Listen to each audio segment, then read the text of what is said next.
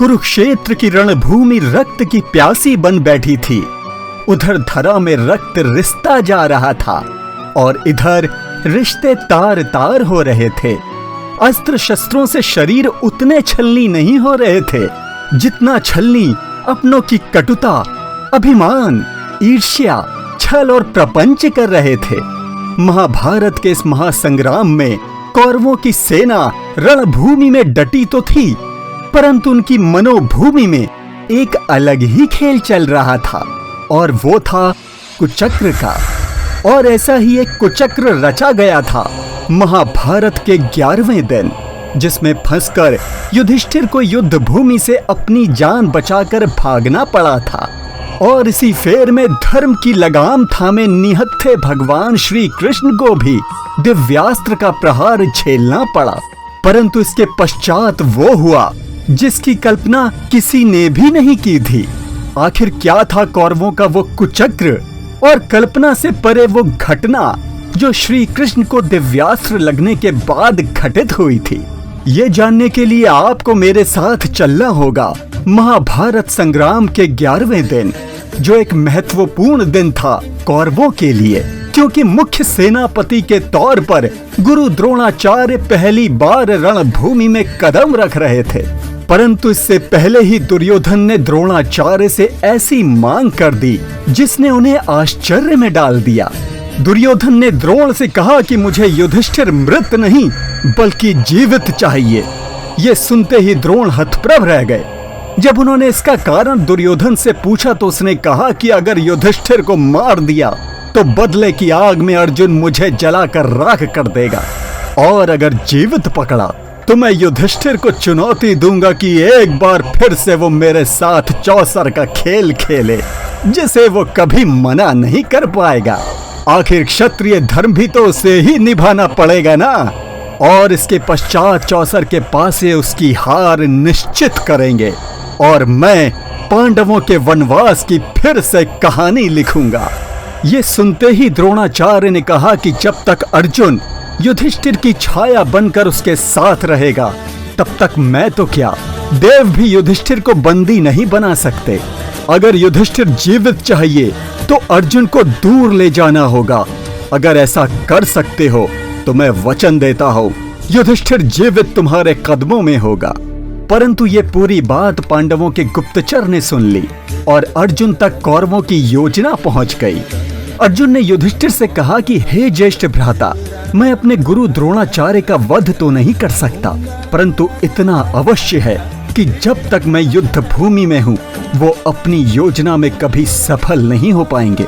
और इसके पश्चात प्रारंभ हुआ 11वें दिन का रण युधिष्ठिर को जीवित बंदी बनाने के उद्देश्य के साथ, और कौरवों का पहला प्रहार कारगर रहा।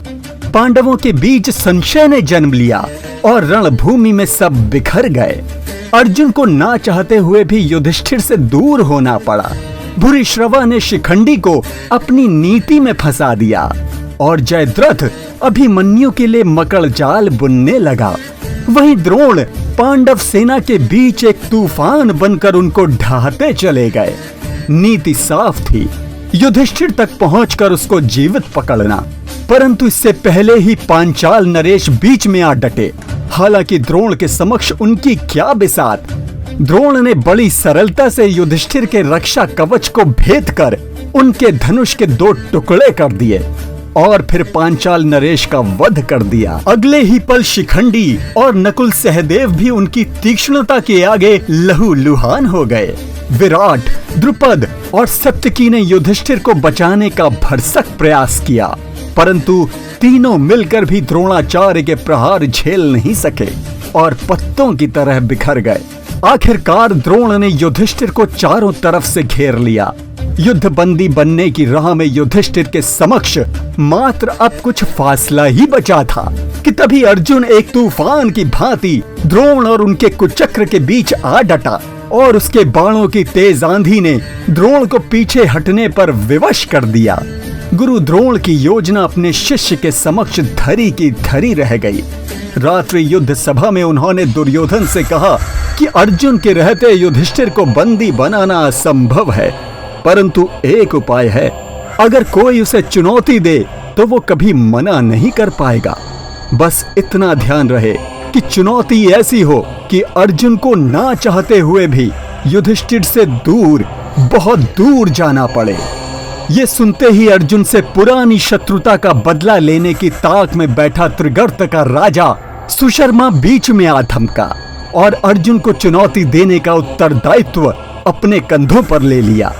युद्ध के अगले यानी 12वें दिन उसने अपने 5 भाइयों की सहायता से एक यज्ञ का आयोजन किया और अग्नि के समक्ष समशप्तक प्रतिज्ञा ली कि या तो वो अर्जुन का अपने हाथों से वध करेगा या फिर स्वयं मृत्यु की चादर ओढ़ लेगा। और जैसे ही अर्जुन को इस चुनौती का पता लगा, उसने युधिष्ठिर की सुरक्षा में द्रौपदी के भाई सत्यजीत को लगा दिया और उस चुनौती का जवाब देने के लिए रणभूमि की दक्षिणी दिशा की ओर कूच कर गया। अर्जुन के प्रचंड प्रहार ने सुशर्मा की हजारों की सेना में हाहाकार मचा दिया। इसके पश्चात त्वस्त्र और वायव्य नाम के अस्त्रों से अर्जुन ने सुशर्मा की सेना को धराशायी कर दिया, परंतु प्रतिशोध अभी बाकी था। वहीं दूसरी ओर द्रोण ने युधिष्ठिर के रक्षा कवच को भेदना प्रारंभ कर दिया। ये देखकर द्रौपदी के भाई सत्यजीत ने द्रोण के सारथी और उसके घोड़े को मार गिराया। द्रोण आग की भांति धधक उठे और उन्होंने बिना समय गंवाए सत्यजीत का सर धड़ से अलग कर दिया। ये देख युधिष्ठिर घबरा गए और द्रोण की मंशा को भांपते हुए रणभूमि से भागने लगे। इससे पहले कि द्रोण युधिष्ठिर का पीछा करते, पांडवों के मुख्य सेनापति धृष्टद्युम्न ने उनका रास्ता रोक लिया। ये देख दुर्योधन और कर्ण द्रोणाचार्य का साथ देने आ पहुंचे ताकि युधिष्ठिर को बंदी बनाने की योजना फिर से कहीं विफल न हो जाए। और इस बार उनके साथ थी युद्ध हाथियों की फौज।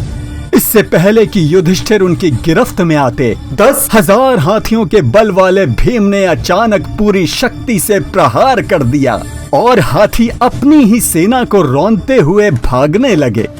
अब मात्र एक पराक्रमी योद्धा भागदत्त ही बचा था जो भीम को टक्कर दे सकता था। वो भागदत्त एक विशाल हाथी जिसका नाम सुप्रतिका था के ऊपर बैठकर युद्ध लड़ रहा था। उसका एक इशारा सुप्रतिका हाथी के लिए काफी था। वो पांडव सेना को रौंदने लगा, लेकिन भीम की गदा का एक प्रचंड प्रहार वो झेल नहीं पाया और दर्द के मारे चिंघाड़ते हुए युद्ध भूमि से भागने लगा। भागदत्त अभी भी उस हाथी के ऊपर बैठा हुआ था।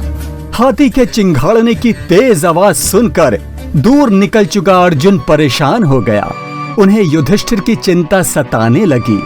अर्जुन ने तत्काल श्री कृष्ण से रथ को युद्ध भूमि की ओर मोड़ने का आग्रह किया और सुशर्मा की चुनौती को बीच में ही छोड़ दिया।